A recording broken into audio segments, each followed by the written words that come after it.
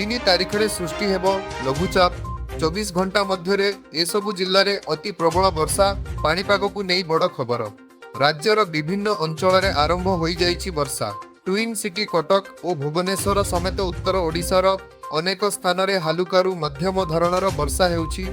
आगामी किछि दिन धरी एही स्थिति जारी रहिबो बोली पाणीपाग विभाग आकलन करिछि।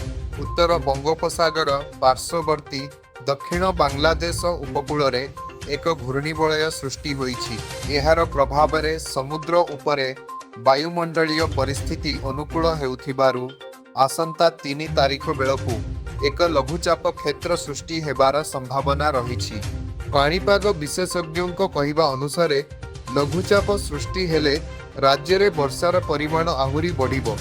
विशेषकर उत्तर उपकूल और दक्षिण ओडिशार अनेक जिल्ला रे भल वर्षा हेबार संभावना रहिछि। आसंता 24 घंटा मध्य मयूरभंज और केन्दुझर जिल्ला रे प्रबल वर्षा एई आंचलिक पाणीपाग विज्ञान केन्द्र पूर्वानुमान करिछि।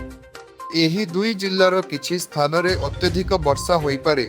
उत्तर ओडिशा सह दक्षिण ओडिशार रायगढ़ एवं कोरापुट जिल्ला रे मध्य वर्षार संभावना रहिछि।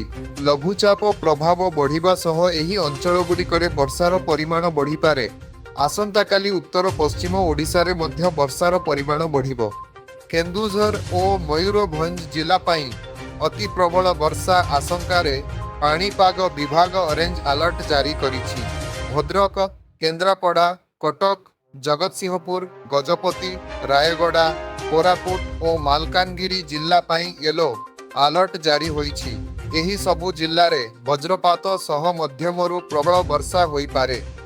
लगाण वर्षा जोगु नदी नाल और तलिया अंचल रे जल जमीबार संभावना थिबारु सजग रहिबाकू परामर्श दिया जाइछि। पहाड़िया अंचल रे मध्य सतर्कता अवलंबन करिबाकू कुहा जाइछि। पाणीपाग विभागर आकलन अनुसार आसंता 6 तारिख पर्यंत राज्य रे भल वर्षा लागि रहिबो।